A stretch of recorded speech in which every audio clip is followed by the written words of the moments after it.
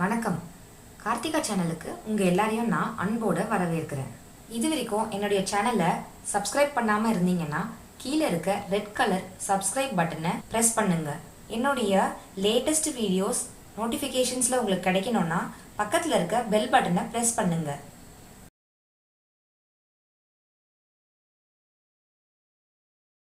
Hello viewers, வணக்கம்.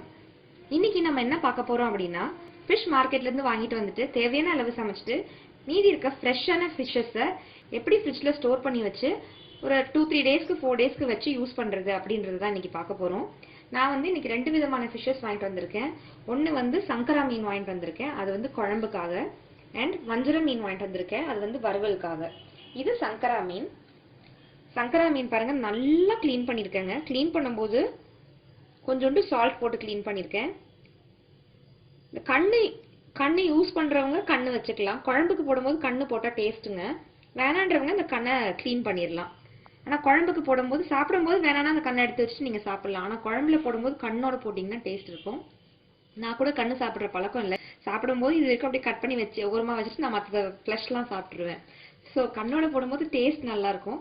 உங்களோட விருப்பம். வேணுன்றவங்க அதை வச்சு ஸ்டோர் பண்ணிக்கலாம், வேணான்றவங்க அதை கட் பண்ணி எடுத்து வச்சுருந்தா வச்சிடலாம். இது வந்து 1 kg சங்கரா மீனுங்க. இன்னைக்கு நான் குழம்பு வைக்க போறது இல்லை. எனக்கு இன்னைக்கு சீப்பராக ஃப்ரெஷ்ஷாக கிடச்சிச்சு மார்க்கெட்டில் ஃபிஷ்ஷு. அதனால நான் இதை கையோட வாங்கிட்டு வந்துட்டேன். ஃப்ரீஸ் பண்ணி நாளைக்கு வச்சுக்கலாமே அப்படின்னு சொல்லிட்டு நான் வாங்கிட்டு வந்துட்டேன். எப்படி இருந்தாலும் நீங்கள் ஃபிஷ் மார்க்கெட் போனாலும் டெய்லி ஃபிஷிங் போயிட்டு நமக்கு டெய்லி ஃப்ரெஷ்ஷாக உடனே கிடைக்குதான்னு சொன்னாக்கா டவுட்ஸ் தான் நமக்கு, இல்லைங்களா? ஸோ ஃப்ரெஷ்ஷாக கிடைக்கும் போது வாங்கிட்டு வந்து நம்ம ஸ்டோர் பண்ணி எடுத்து வச்சுக்கிட்டோம்னா கடையில் அவங்க ஃப்ரீஸ் பண்ணி அதை ஸ்டோர் பண்ணி வச்சு கொடுக்கறதுக்கும் நம்ம ஃப்ரெஷ்ஷாக கிடைக்கும் போது வாங்கிட்டு வந்து வச்சு நம்ம ஸ்டோர் பண்ணி வச்சு யூஸ் பண்ணுறதுக்கும் நமக்கு வித்தியாசம் இருக்குது. ஒரு மனசு திருப்தி இருக்குங்க. ஸோ இந்த ஃபிஷ்ஷை நான் எப்படி ஸ்டோர் பண்ணி வைக்க போகிறேன்னு பாருங்கள். முடிஞ்ச அளவுக்கு பிளாஸ்டிக் கண்டெய்னர்ஸ் யூஸ் பண்ணாதீங்க. நான் வந்து இந்த மாதிரி பீங்கானோ இல்லை ஸ்டீல் பாத்திரமோ டிஃபன் பாக்ஸ் மாதிரி எடுத்துக்கோங்க. தண்ணி எல்லாம் வடிச்சிட்டு நல்லா உதறி ஃபிஷ்ஷஸை லைனாக அடுக்கிக்கோங்க. ஃபிஷ் எல்லாமே நல்ல ஃபிஷ், ஃப்ரெஷ்ஷான ஃபிஷ்ஷு. நீங்கள் சப்போஸ் இதே 2 டைமாக செய்ய போகிறீங்க அப்படின்னாக்கா நீங்கள் பார்த்துக்கோங்க. ரொம்ப ஸ்ட்ராங்காக நல்லா சூப்பராக இருக்க ஃபிஷ்ஷஸை அடியில் லேயர்ஸ் பண்ணிக்கோங்க. கொஞ்சம் நார்மலாக இருக்க ஃபிஷ்ஷஸை வந்து மேலே லேயர் பண்ணிக்கோங்க. ஸோ தட் ஃப்ரீசர்லேருந்து எடுக்கும்போது ஃபஸ்ட்டு டாப்பில் இருக்கிறத நம்ம ஃபஸ்ட்டு எடுப்போம். ஸோ டாப்பில் இருக்கிறத ஃபஸ்ட்டில் எடுக்கிறதுனால டாப்பில் இருக்கிறத ஃபஸ்ட்டு யூஸ் பண்ணிக்கிறதுக்கு சீக்கிரமாக நம்ம உடனே யூஸ் பண்ண வேண்டிய மாதிரி இருக்கிறது கொஞ்சம் நார்மல் குவாலிட்டியில் இருக்க ஃபிஷ்ஷஸை வந்து நீங்கள் மேலே வச்சுக்கலாம். எனக்கு எல்லாமே நல்ல குவாலிட்டிஸில் இருக்குது. நான் பெரிய ஃபிஷ்ஷஸ்லாம் கீழே லேயர்லேயும் கொஞ்சம் சைஸில் சின்னதாக இருக்க ஃபிஷ்ஷஸும் மேல் லேயர்லேயும் போட போகிறேன். ஃப்ரீஸ் ஆனவுடனே ஒரு மீனோட ஒரு மீன் ஒட்டிக்கிட்டு ஸ்மாஷ் ஆகிறதுக்கு வாய்ப்புகள் உண்டு, ஒழுங்காக எடுக்க தெரியலன்னா. அதனால கொஞ்சம் ஒரு ஃபிஷ்ஷை இன்னொரு ஃபிஷ் டிஸ்டர்ப் பண்ணாத அளவுக்கு அழகாக எடுத்து லைனாக அடிக்கிடுங்க. வைக்கும் போது நீங்கள் கொஞ்சம் பொறுமையாக டைம் ஸ்பெண்ட் பண்ணி அழகாக அடுக்குனீங்கன்னா எடுக்கும் போது உங்களுக்கு கொஞ்சம் ஈஸியராக இருக்கும்.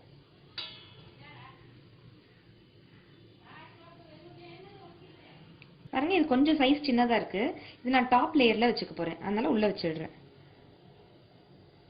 இவங்கெல்லாம் பெருசாக இருக்காங்க, அதனால இவங்களெல்லாம் அடியில் போட்டுடலாம். கொஞ்சம் நார்மல் சைஸஸில் இருக்கவங்கள மேலே வச்சிடுறேன். பிகாஸ் கொஞ்சம் பெரிய சைஸில் நல்லா டைட்டாக கனமாக இருக்கிறவங்க வந்து ரொம்ப நாள் தாங்கும், எக்ஸ்ட்ரா ஒரு 2 டேஸ் தாங்கும். கொஞ்சம் குட்டி குட்டியாக இருக்கிறது, கொஞ்சம் சாஃப்டாக இருக்கிற ஃபிஷ்ஷஸ் வந்து ரொம்ப நாள் தாங்காது. ஸோ ஃபஸ்ட்டு வந்து இந்த மேலே இருக்கிற ஃபிஷ்ஷஸ் நம்ம யூஸ் பண்ணிடலாம். அதுக்கப்புறம் அடியில் இருக்கிற ஃபிஷ்ஷஸை யூஸ் பண்ணிடலாம். நம்ம என்ன பண்ணிடலாம், மூடி இதை அப்படியே ஃப்ரீசரில் வச்சிடலாம்.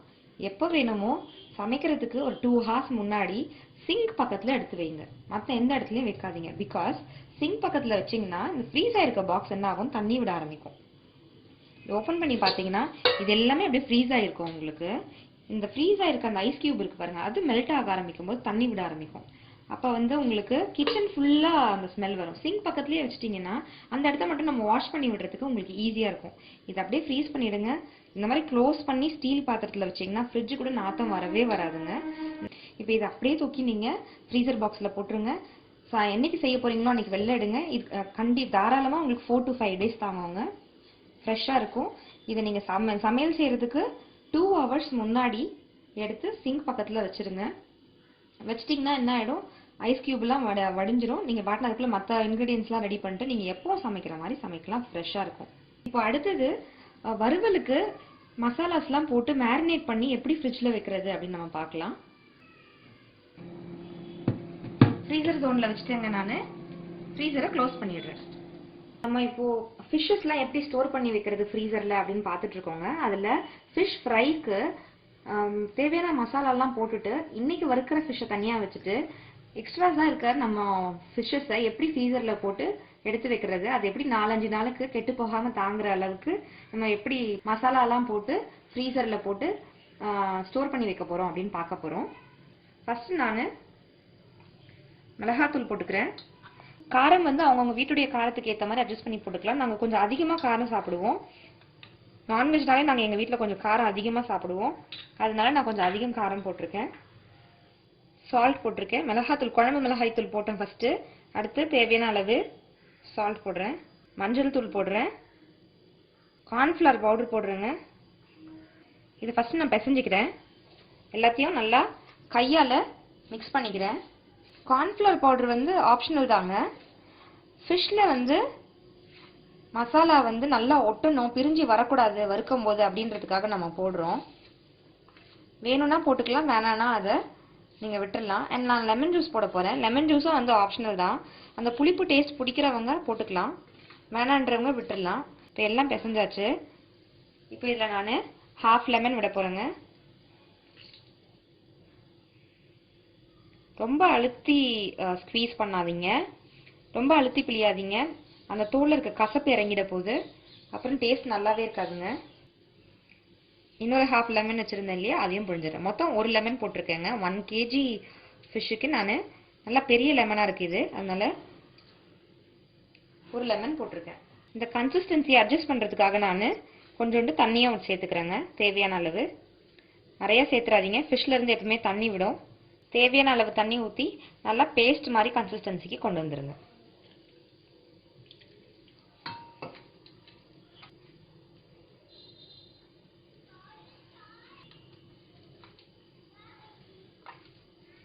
இந்த நேரத்தில் நீங்கள் சால்ட் டேஸ்ட் பண்ணி பாருங்கள்.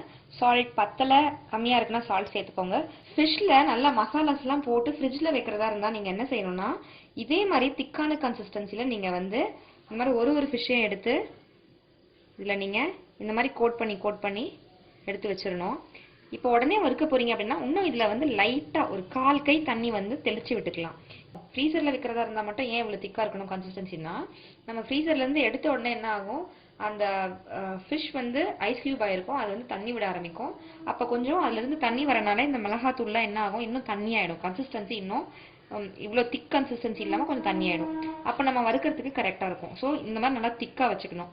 ஃப்ரிட்ஜில் வைக்கிறதா இருந்தால் இது கரெக்டான கன்சிஸ்டன்சி, இப்படி நீங்கள் தடவிடுங்க. ஃபிஷ் மேரினேட் பண்ணி ஃப்ரிட்ஜில் வைக்கிறதுக்கு நான் இன்றைக்கி வஞ்சரம் ஃபிஷ் வாங்கியிருக்கேங்க. வஞ்சரம் ஃபிஷ்ஷில் 1 kg வாங்கியிருக்கேன். அதில் வந்து தலையெல்லாம் நான் வந்து போட்டு வேற ஒரு மீனும் வாங்கியிருக்கேன், அதோட சேர்த்து குழம்பு வச்சிட போகிறேன். இந்த மீனை வந்து நான் என்ன செய்ய போகிறேன், பாதி வந்து இப்போ வறுக்க போகிறேன், மீதியை வந்து ஃப்ரிட்ஜில் எடுத்து வைக்க போகிறேன். இந்த மாதிரி ஃபுல் பீசஸ் இருக்குது பாருங்கள். இந்த மாதிரி ஃபுல் பீசஸ் வந்து நீங்கள் வந்து ஃப்ரிட்ஜில் வச்சுருங்க. இந்த மாதிரி கெட்டிமாக ஃபுல் பீசஸை வந்து ஃப்ரிட்ஜில் வச்சுருங்க. இந்த மாதிரி பீசஸ் கிடைக்கும் உங்களுக்கு ஃபிஷ்ஷில் ஹோல் இருக்க மாதிரி. அதை வந்து ஃப்ரிட்ஜில் வைக்காதீங்க, அதை வந்து இன்றைக்கி யூஸ் பண்ணிவிடுங்க. ஃப்ரிட்ஜில் ஸ்டோர் பண்ணுறதுக்கு நீங்கள் வந்து இதை சூஸ் பண்ணிக்கோங்க. இல்லை எல்லாத்தையுமே ஸ்டோர் பண்ணுறீங்கன்னா நோ இஷ்யூஸ். இந்த மாதிரி ஃபுல்லாக திக்காக இருக்கிறத ஃபிஷ்ஷஸ் வந்து அடி லேயரில் போடணும். இந்த மாதிரி ஹோல்ஸ் இருக்க பீசஸ் இருக்குது பாருங்கள், ஹோல்ஸ் இருக்க பீசஸோ இல்லை மெலிசா இருக்க பீசஸ் வந்து மேலே ஒரு லேயராக போடணும். இல்லை நீங்கள் இன்றைக்கி கொஞ்சம் சமைக்க போகிறீங்க, அடுத்தது நான் மீதியை ஸ்டோர் பண்ண போகிறேன் அப்படின்னா இந்த மாதிரி ஹோல்ஸ் உள்ள பீசஸை வந்து இன்றைக்கி சமைச்சிருங்க. இந்த மாதிரி திக்காக நல்லா கெட்டிமாக இருக்க பீசஸை வந்து ஃப்ரீசரில் போட்டு ஸ்டோர் பண்ணி வச்சு இன்னொரு நாள் நீங்கள் யூஸ் பண்ணிக்கலாம். இப்போ இதில் நம்ம மிளகாத்தூள் போட்டுடலாம். நான் இந்த மாதிரி திக்காக இருக்க பீசஸ்லாம் வந்து ஃப்ரிட்ஜில் வச்சிட போகிறேன். இந்த மாதிரி ஹோல் இருக்க பீசஸ்லாம் வந்து இன்றைக்கி நான் சமைக்க போகிறேன்.